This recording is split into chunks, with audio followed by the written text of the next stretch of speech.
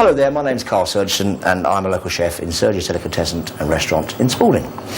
Today we're going to make a leftover potato and cheesecake, which the recipe you can download from the website and you can cook along with me. Now today's ingredients are about a pound of leftover mash. I mean, if you haven't got a pound, it doesn't matter, but the recipe is for a pound.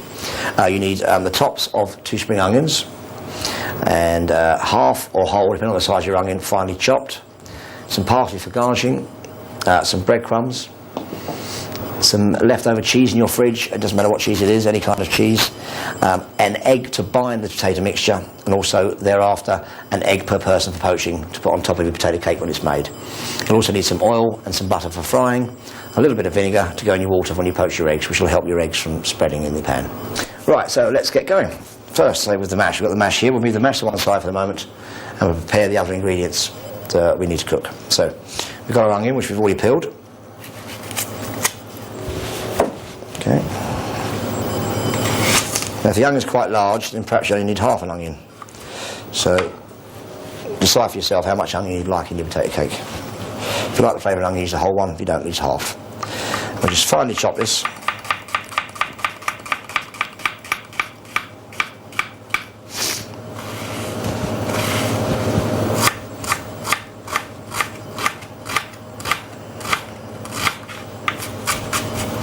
Keep the core at one side for some stock or whatever you want to use it for.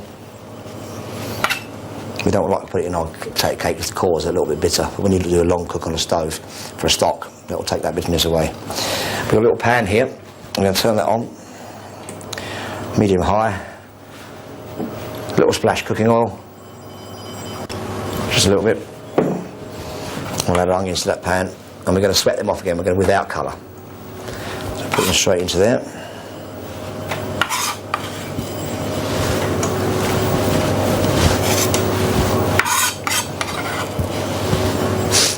Cook. Now, as I said, the spring onions are to give a little bit of green colour and a little bit of flavour to our mashed potato. So we don't want to use the bottoms. We can save those for your salad later or tomorrow or whatever. All we want to use is the top. Get a nice knife and just literally finely chop it.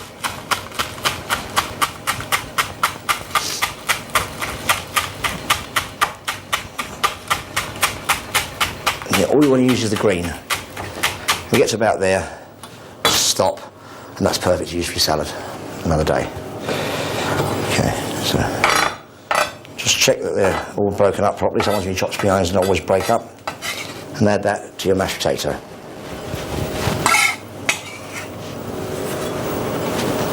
Okay, so we've got in so far in there. We've got the spring onion, mashed potato. We're going to add some seasoning, some salt and pepper. Again, as much as little as you like.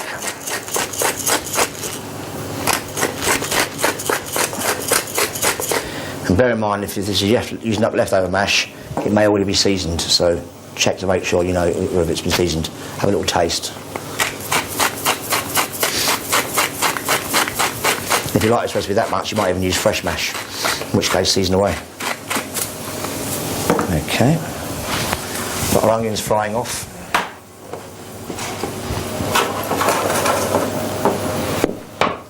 There.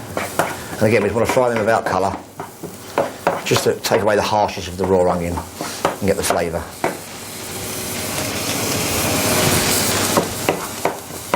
And that lovely aroma of cooked onions is always pleasing. No matter where you go, you walk past a burger van or something like that when you're out and about, the first thing you smell, even at the fun fair, is the fried onions.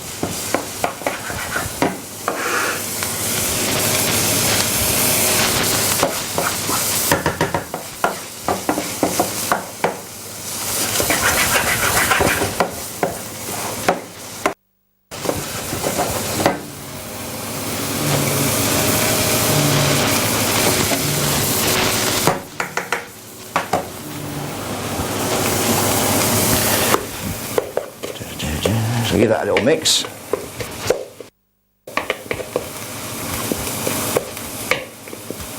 Okay, now the onions are now cooked, so we'll add them to it as well. Yeah, we only want to get a little cooked going, just to get them going. They are going to be cooked again at a later point. Take the excess off. We're going to add a whole egg. Leave there for a second just to mix these in first. And what the egg will do is when we cook it, it'll help to bind the mash, and also when we come to cook it, it'll hold it in place. It won't go wishy-washy. So one whole egg in there, pop it straight in.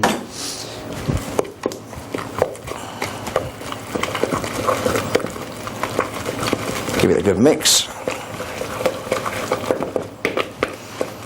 And now, as you can see, this is quite runny. We're never going to make anything to fry with that, like that. So what we need to do now is add some of the cheese. Again, about 120 to 170 grams, which is about 5 to 7 ounces, depending on what you want to put in there. Okay, to the side. And we're also going to add some dried breadcrumbs. Now, you can buy breadcrumbs, but to be honest, you've always got crust left in the cupboard and you've got one of these food processors. You can actually just make it, dry it out overnight in the oven, leave the oven off, just leave it in the oven, not wrapped, and then by the next morning it'll be nice and dry. Put it in your food processor, make your own breadcrumbs, save buying them.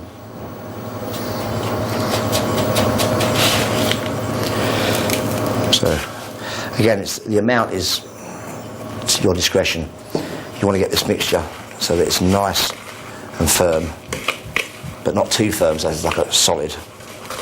And that's what the breadcrumbs will do. They're going to absorb this excess moisture.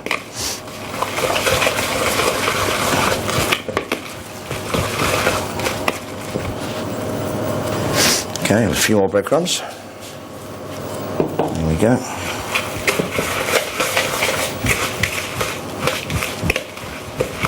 And now it's starting to come together. You can see it's not sticking to the sides anymore of the bowl. It's starting to become much more moist, less moist and more firm. Get the excess off there. Mix that in. Flip over, please. Okay. Alright, so we've got that far. Now to make this do the job we want it to do, we need now to make a sausage and wrap it in cling film and set it aside in the fridge for 5 to 10, 15, maybe 15 minutes just to firm up before we can cut it and make our little cakes. So I'll just quickly do that.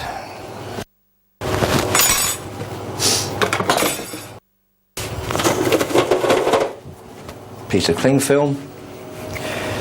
Get our mixture and just slide it out onto there.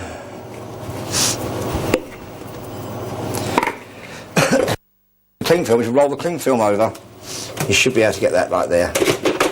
Just so we get a nice sausage and hold each end and just do that. Okay, twist and turn it so you get a nice fat looking sausage, which you then set aside in the fridge so to cool down and firm up.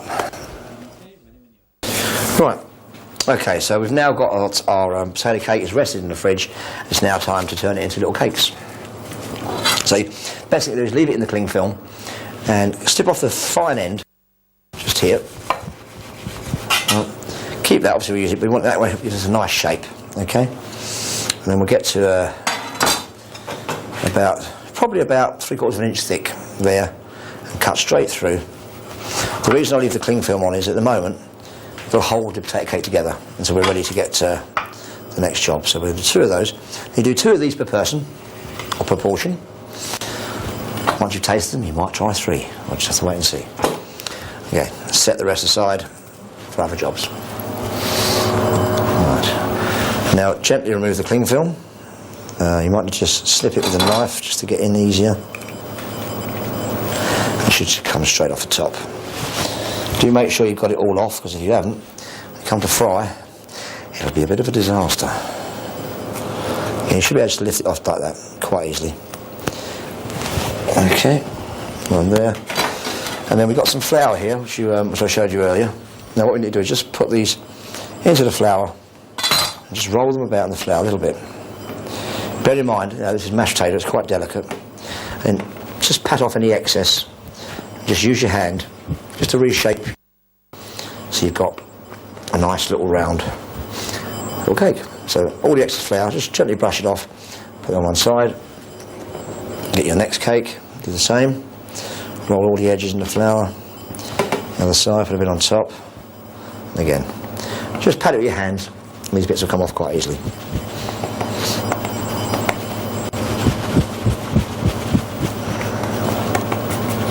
I'll set that to the side. Bring your flour away. Wipe your hands. Into our frying pan, we're now going to put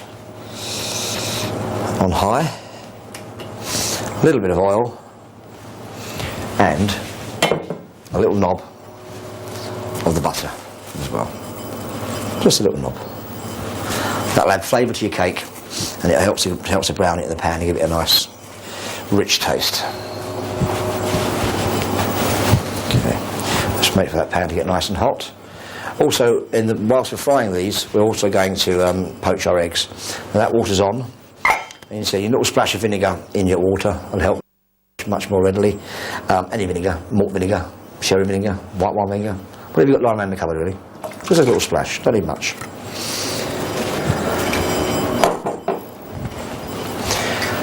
Lid back on to help that boil a bit quicker. Right, so we've now got our butter and our oil in the pan. It's nice and hot. We've got our water on boiling for our eggs, and that's near enough to the boil. So we'll now get our potato cake and just put it in the pan. And we're going to fry that on both sides until it's nice and golden brown. Now, whilst they're frying, we need to poach our egg. Now, there's a little trick to poaching eggs to help you get the white to wrap round the yolk. You might see some of these chefs on telly do it, or this chef does it as well. But basically, we get our whisk, we got our pan, the water's boiling, we make a whirlpool.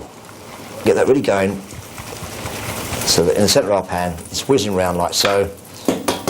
Crack our egg and drop it in the centre of the whirlpool. And what will happen is the egg will whiz round, the white will whiz round with it, and it'll all stay together nicely.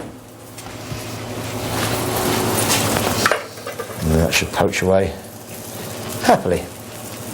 It's just what it's doing. Now, if you've got a clean tea towel, that's great. If not, we've got a bit of blue paper here, and this is just to get our poached egg out and get rid of the excess water, so we don't have water running all over our pan. As you can see in our pan here, we've got our potato cake frying away. I'm going to check it up and just check it. That's just a beautiful colour. That's just what we want. Okay. Let's pick the other one up. The other one could do a little bit longer, so we turn it back. And when this heats up, the egg that you put in the mixture, along with the breadcrumbs, is going to absorb all the moisture and homogenise it and give you a firmer cake. It won't be wishy-washy. If it starts to be wishy-washy in your pan, it means that your mixture wasn't dry enough in the first place. Okay. And there you can see, it's two beautiful cakes, lovely colour. We've got our plate to serve on as well in a moment, it's just there. We've got our parsley for our garnish. And our poached eggs coming along lovely. I'll just check that out. You know, have a quick look. As you can see, it's a lovely shape. And that's all for that little whisking. The egg needs another minute or so. And we'll have a nice runny yolk to run through our potato and cheesecake. Keep them moving around the pan. Moving around a bit. Oh, it was lovely. The reason we had oil with the butter is to stop the butter from burning, and that's what the oil will do. There we go. Turn that over like so. Now they're nearly ready. We want to get our egg out. Okay, so we'll put that to there, and get our egg. Now, got a little feel. Almost there. Another 20 seconds.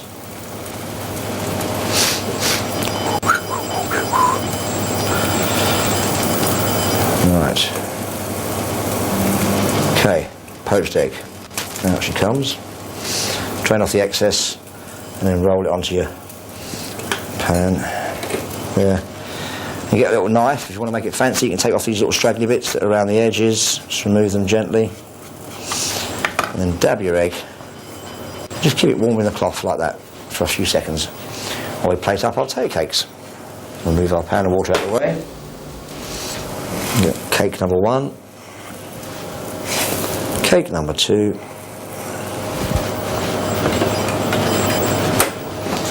move the pan